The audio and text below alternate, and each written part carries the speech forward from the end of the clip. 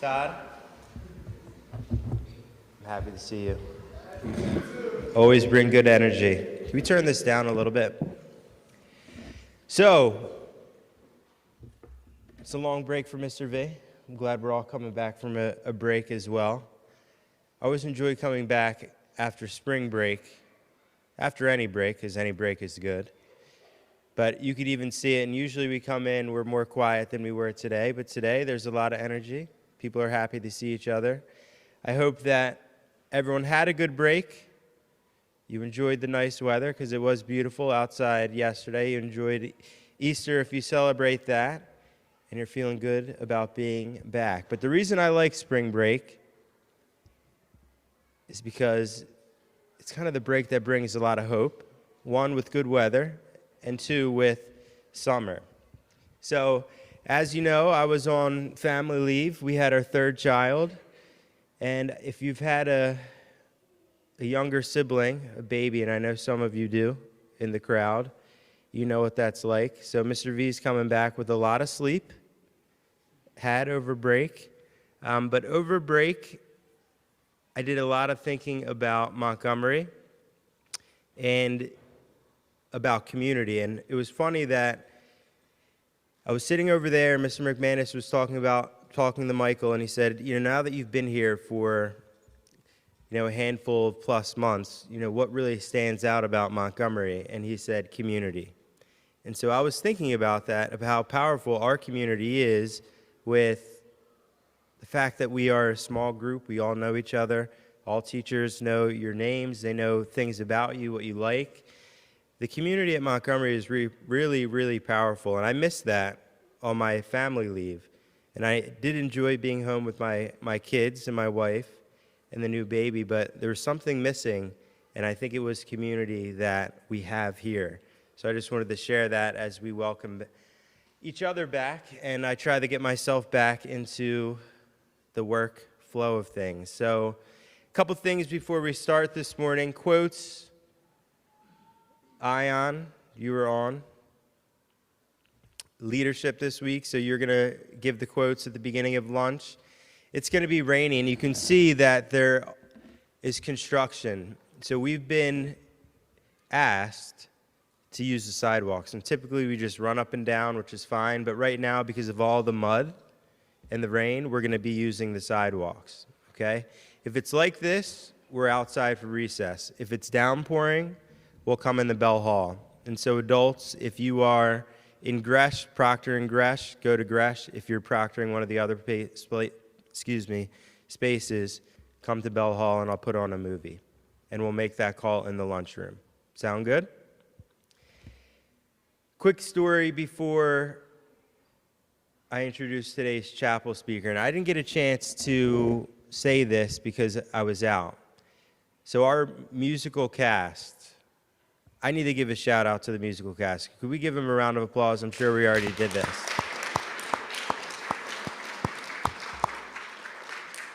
So I was not going to be able to go to the show, then I was able to go to the show, and I was able to see about 20 minutes of it. And I stood in the back behind the tech crew, and I was absolutely amazed with the tech crew. And it was Mr. Ormsby over them, kind of giving light directions. But the whole tech crew was working in sync. I had no idea what they were doing, and they learned that within pretty much over a couple weeks with how to run the whole show. On top of that, when I got there, Mr. Ormsby was like, "Did you hear about Emma?" I said, "No, I didn't." And he goes, she's sick. She's really sick. And you would have never known. And so I just want to give a shout out to Emma for pushing through, because just like our three themes this year, character, community, leadership, her character shined that night. She put herself aside. She wasn't 100%, but she did what she needed to do, along with the cast, to make a wonderful show for each other, because that is really important, and for the community that was there watching them. So sometimes in the toughest moments for ourselves, our true character shows. And Emma, your character showed that night, so I wanted to give you a shout out. On to today's chapel speaker, and leadership is, this week's theme is a good one for Michael. Oftentimes we think about leaders as the person who's the captain of the sports team or the lead in the show or the loudest person who's the most gregarious. That's often what we think about as a leader. Michael leads with his consistency. So we've been lucky this year. We've had a handful of 8th grade leaders come in to our class who are new, and all of them bring their own leadership style, and we, again, are lucky to have them with us. The reason I kind of begin to describe what a leader may be or what we may think of is because Michael leads in a way that we may not think of as that stereotypical leader. When I first met Michael, his family was on a tour and they stopped in my office, and I remember Michael's handshakes specifically. He shook my hand, he looked me in my eyes, and he said, "How are you? I'm happy to be here." I asked him a few questions. He responded respectfully, and when he left, I thought to myself, that young person seems like he is mature beyond his years, and he is proven to be, and we are incredibly happy he has joined us. When I think of Michael, I think of him as a leader, I think of him as a role model to others, and I think of consistency. He leads by example consistently with how he treats others, how he carries himself day to day in the classroom and on our sports teams, and he has brought into our community his many gifts that he is sharing with us. He might not be the loudest person in the room, but when he speaks, it is meaningful and his peers listen. On the field, although he is quiet in nature, he comes out. He's an incredible athlete, and he works very hard. What I appreciate most about him is that he seems to truly be comfortable with himself as a person. He knows his values, and those show. He's a big brother, which his younger siblings are here, and I know he takes that role seriously as well. He does the right thing consistently, regardless if people are watching or if people are not. He is a strong athlete, a great friend to his peers, a wonderful role model, and one who strives to better himself day in and day out. And we are incredibly thankful that he has joined our community. Please welcome Michael Goffice.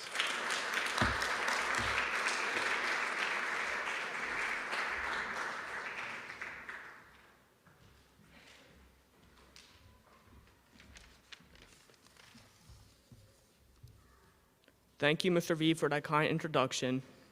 And good morning, Monty, parents, faculty, students, and staff. My name is Michael Goffice, and I'm here today to show you something that affects me and probably some of you multiple times in life. So today, I'm going to be talking about how to overcome nervousness and anxiety while giving examples from my life. Before I begin, what does the meaning of nervousness or anxiety even mean? Anxiety means a feeling of worry, nervousness, or unease, typically about an imminent event or something with an uncertain outcome. And then nervousness means easily agitated or alarmed, tending to be anxious, highly strung. Now, since you guys know what it means, do any of you guys have an example from your life you'd like to share about a time you felt nervous? I'll take hands, so raise it.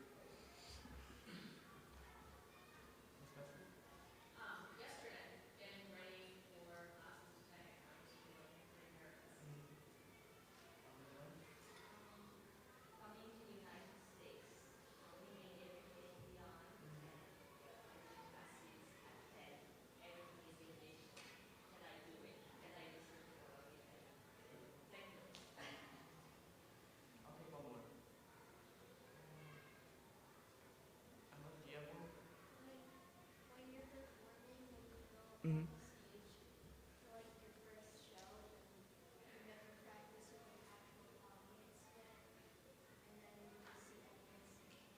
Yeah. All right. So I have some examples I would like to share from my life, starting with my first day at Montgomery. If we go back to September, right before school started, I was in the car with my mom feeling anxious and nervous about transferring from a public to a private school for the first time, and had no idea on what to expect or how I will be treated. Also, at that very moment, I remember sweating and my heart racing a lot. I had this feeling of like fainting too. And a second example is when I had bad anxiety or nervousness when I went down to North Carolina for a lacrosse tournament. I felt nervous going to it because it was a once-in-a-lifetime event, and I didn't know what to expect. There were several teams from around the world, and it was the best of the best 13-year-olds competing. It felt intimidating and overwhelming leading up to the tournament, but I knew in the back of my mind that I could compete and that everything would be okay no matter what. But even telling myself that, the nervousness would still come and go several times during the event. During games, I was able to luckily clear my mind and push the nervousness away. It was the moment leading up to the game where I could feel my hands start clamming up again and my stomach starting to turn. I was so fortunate that I had teammates that I knew that would have my back, and they would have my back no matter what the outcome was and help me feel at ease at times and get in the zone to be able to compete at my very best, even at my most nervous points. Now I'm going to give 5 different examples on how I overcame that anxiety and nervousness sensation. My first reason on how to do so is to talk about it. For example, talk to a good friend, parent, or anyone you feel comfortable around. And talk to them about your problem, like for me coming to the school for the first time. So what exactly does talking about your problems do to your body? For starters, it releases stress and anxiety. It also improves your mood, and believe it or not, it helps your immune system because it gives your body time to relax and process motion. Second way to overcome nervousness and anxiety is to do deep breathing exercises to keep your mind and body calm. It will help you focus and be better prepared for what's to come, and it makes you concentrate on your breathing more, and that makes you come to a problem with a calmer approach. Thirdly, you can try exercising, and that also helps by releasing endorphins, which are natural chemicals in your body that boost your mood and reduces the feeling of anxiety and nervousness. Even with physical activities, it helps you grab back your focus from your nervousness or things such as a test, sports game, music rehearsal, or whatever you're doing. By doing so, by doing any type of exercise, it can serve as a distraction and help provide you push through your activity. Fourth is to listen to music because it has a soothing effect on your body and mind, and it will distract you from things that are like complicated or things you're anxious about. Like for example, before my tournaments or even school, I play music to calm myself down. This helps me because music has the power to evoke motion and create distraction from nervousness. Lastly, you could do a trick I use. It's called the 3-3-3 trick. It's where you smell 3 things, see 3 things, and feel 3 things. It is a trick I use many times before a big lacrosse tournament. It always ends up working for me, and I recommend that you try these 5 different approaches for overcoming nervousness and anxiety. Now I'm going to share a video with you about this one lacrosse player who shares what he does before games and how he overcomes nervousness and anxiety.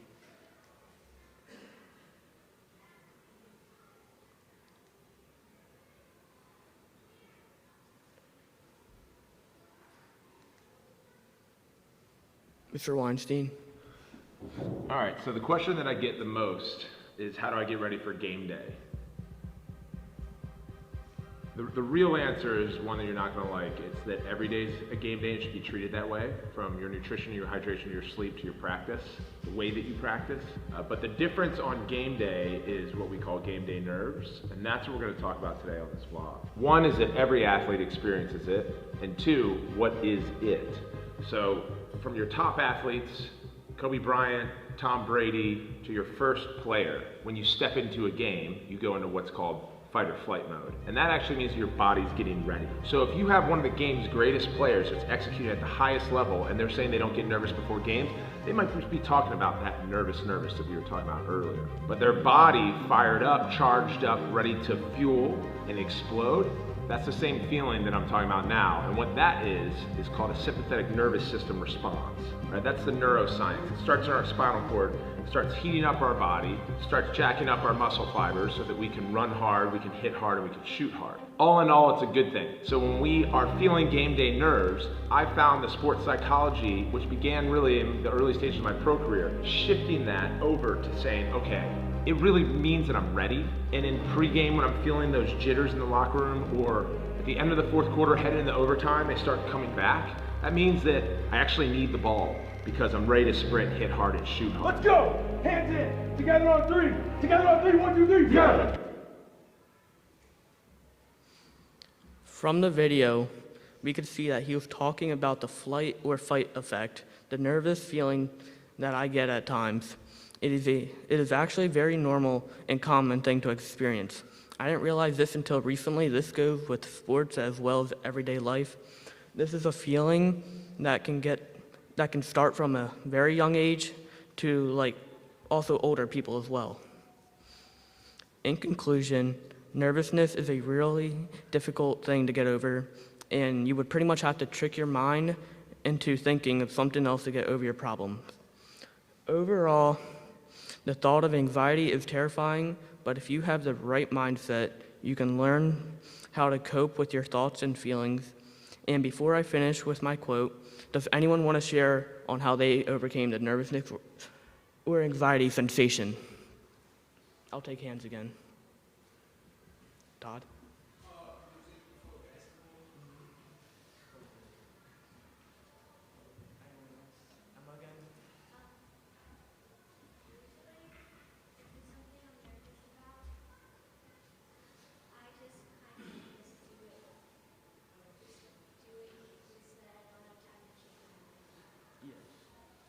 Andy?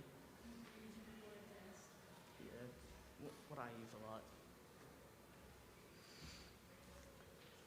Okay, now I'm going to finish off with my quote by Epictetus, and it is, there's only one way to happiness, and that is to cease worrying about things which are beyond the power of our will.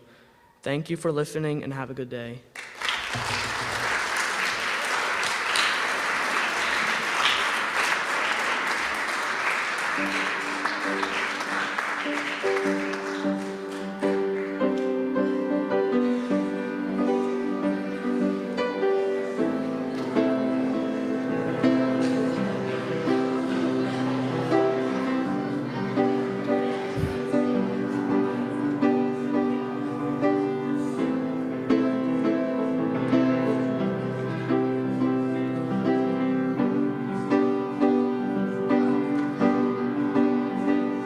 I stay out too late, got nothing in my brain. And that's what people say, that's what people say.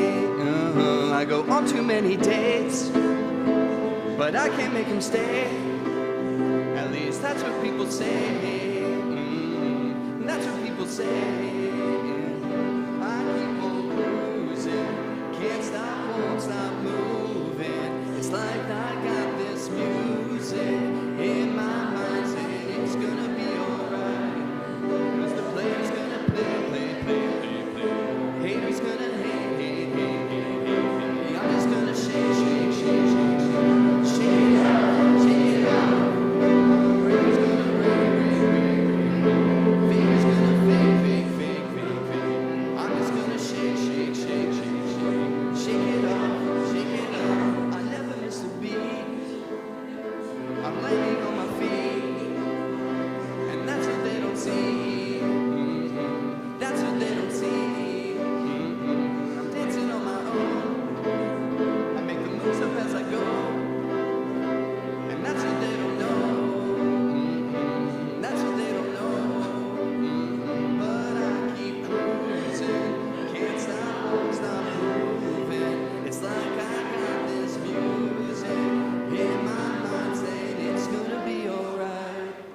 'cause the player's gonna play, and he's gonna hate,